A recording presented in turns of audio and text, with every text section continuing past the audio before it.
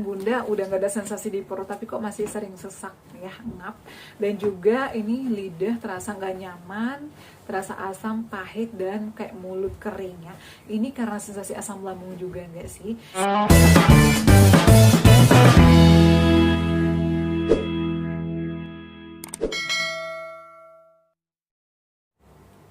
Assalamualaikum warahmatullahi wabarakatuh. Hai semuanya, kembali lagi di channel aku Adeva dan Bunda. Gimana kabarnya teman-teman? Senang sekali aku kembali menyapa kalian ya. Tentunya akan menjawab beberapa pertanyaan kalian ya. Dan aku akan sharing sesuai dengan pengalaman pribadi aku ya. Dan buat kalian yang baru bergabung di channel YouTube aku, selamat datang, selamat bergabung.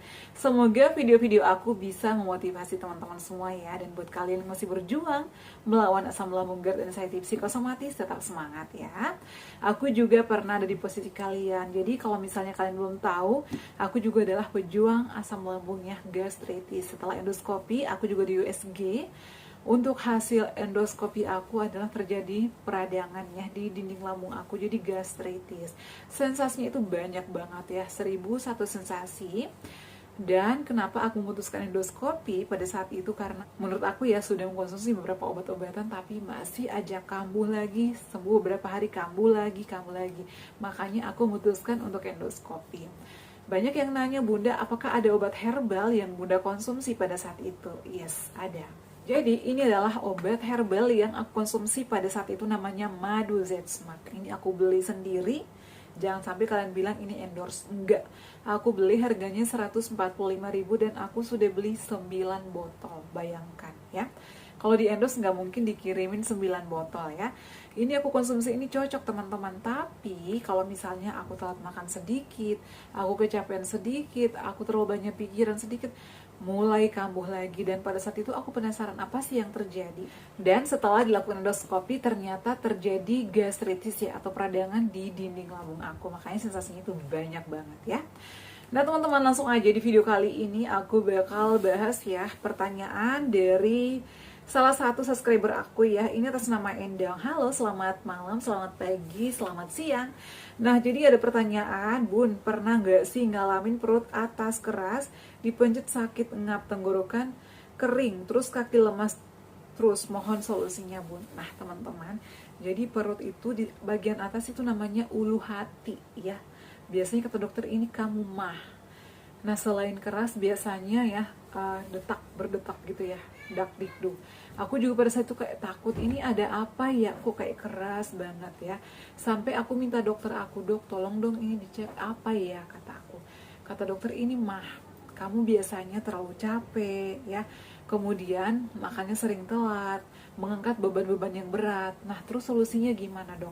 Jadi solusinya kalau misalnya kalian udah ngalamin di sini kayak keras, kemudian enggak dipencet, caranya itu adalah silakan dikompres ya. Sebenarnya video ini udah sering aku bahas ya. Karena ini udah pertanyaan baru lagi, makanya aku bahas kembali. Dikompres aja, caranya itu mudah. Caranya silakan masak air ya. Masak air kalau udah mendidih, kemudian masukkan ke dalam botol. Ditutup, kemudian dikompres nih setiap subuh pada saat bangun pagi ya, dikompres sebelum makan dan minum ya. Lakukan itu setiap hari sekitar beberapa hari ya, 5 hari pokoknya sampai benar-benar membaik.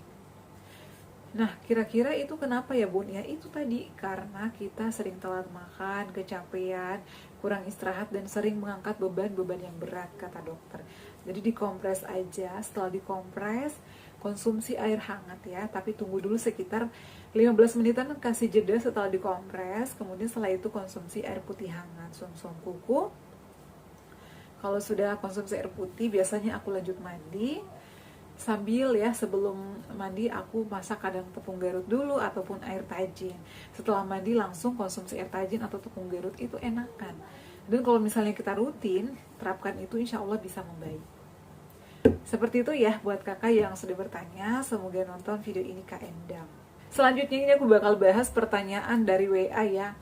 Kak, kok lidah saya terasa tidak nyaman dan mulut kering, solusinya gimana, Kak? Nah, jadi itu karena asam lambung kembali ke esofagus. Asam lambung ini apa sih? Kenapa sih setiap orang kan punya asam lambung, tapi kok bisa menyebabkan asam, pahit, mulut kita kering? Nah, kenapa?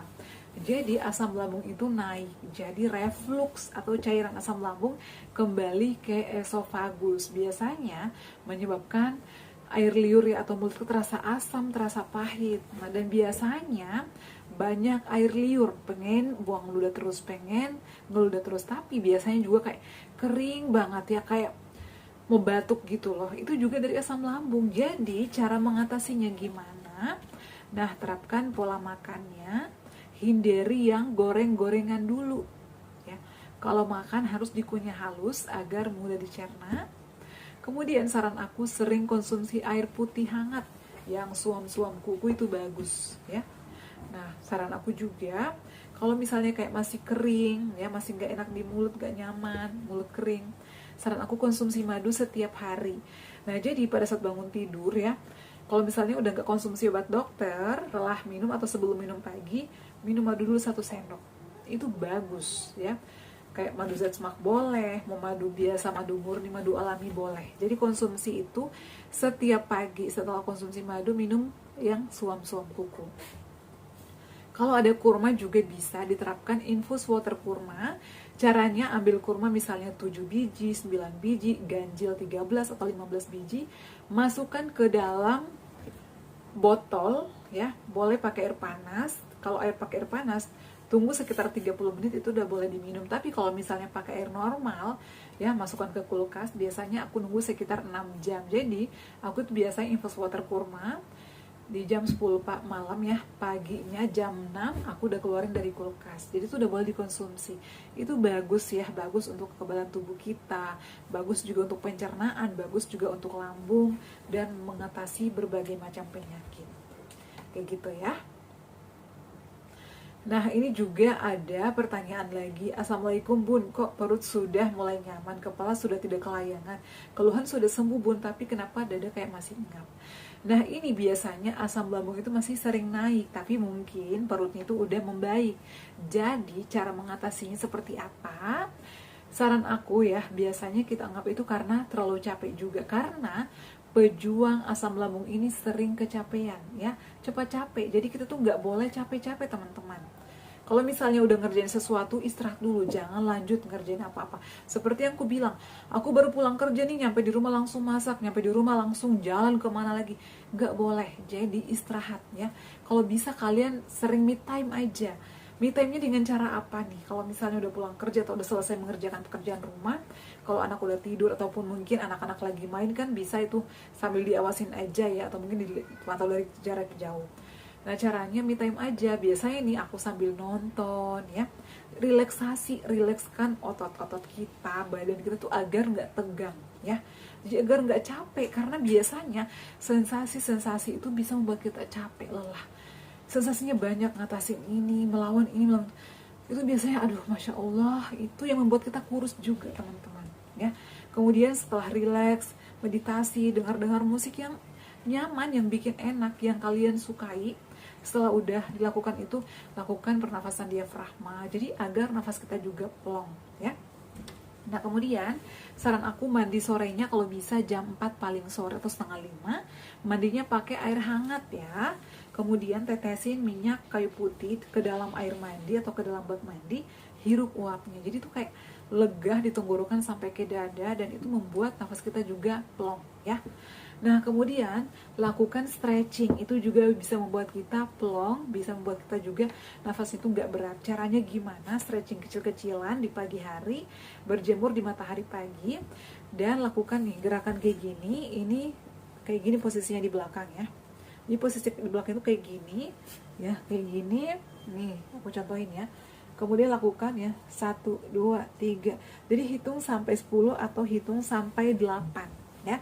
Nanti insya Allah kalau aku libur, aku buatin videonya lagi ya. Jadi lakukan itu sesering mungkin, dan intinya harus kontrol pikiran, perbanyak minum air putih agar nggak lemas-lemas juga. Konsumsi vitamin seperti vitamin B kompleks ya, atau Neurobion Forte atau Blackmores itu bagus. Vitamin D itu bagus juga ya. Dan saran aku sering berjemur di matahari pagi ya, agar kalian nggak lemas-lemas juga. Bunda, aku tuh sering banget lemas. Kenapa? Karena kekurangan vitamin, karena kurang gerak. Jadi kadang juga peredaran darah kita nggak lancar, jadi biasanya sering kebas, sering kesemutan, bawaannya lemas aja. Jadi kalau misalnya kita kekurangan cairan atau biasanya juga dehidrasi teman-temannya, jadi perbanyak minum air putih, istirahatnya yang cukup, makannya diperhatikan, makan buah-buahan dan sayur-sayuran itu wajib menurut aku ya. Karena kalau misalnya kita nggak makan sayur dan buahan juga, itu nanti kekurangan nutrisi, kekurangan gizi, kekurangan serat, itu akan menimbulkan penyakit yang baru. Jadi pilihlah makanan-makanan, menu-menu yang aman atau yang cocok sama kalian. Ya, sayuran boleh, tapi perhatikan cara mengolahnya. Ikan, ayam, daging boleh, tapi perhatikan cara mengolahnya. Dan pada saat makan itu harus dikunyah halus ya. Dan kalau misalnya kayak masih sering lemas ya, badan nggak enak, konsumsi air tajin rutin itu bagus ya. Atau susu, kalau misalnya udah nggak ada sensasi di perut, susu bagus ya, itu bisa menambah nafsu makan, meningkatkan daya tahan tubuh, meningkatkan kekebalan tubuh.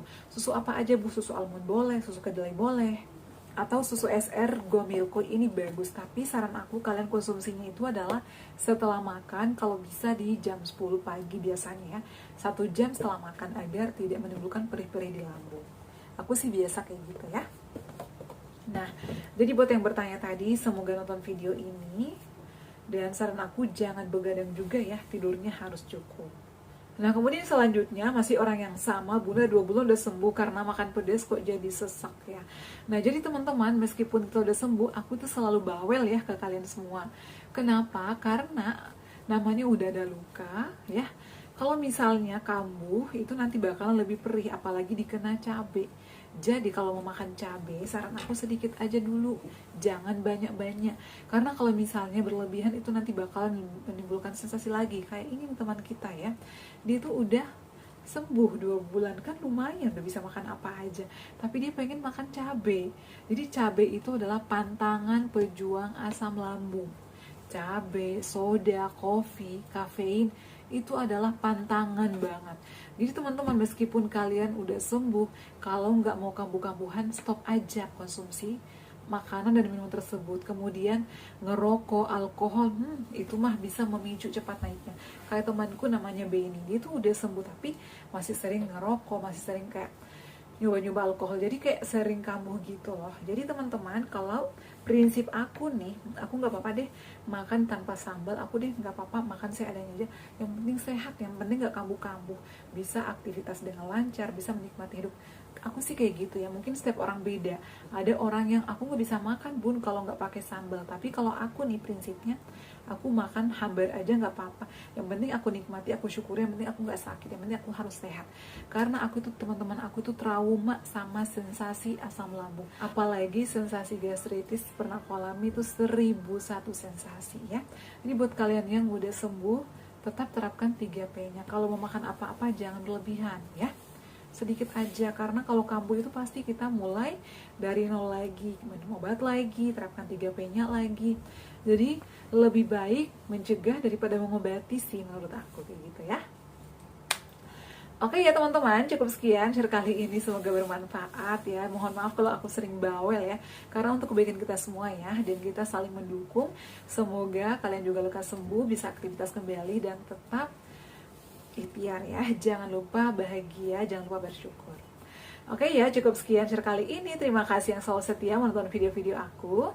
Jangan lupa bantu aku subscribe, like, komen, dan share. Assalamualaikum warahmatullahi wabarakatuh. Sampai ketemu lagi di video-video aku selanjutnya. Bye!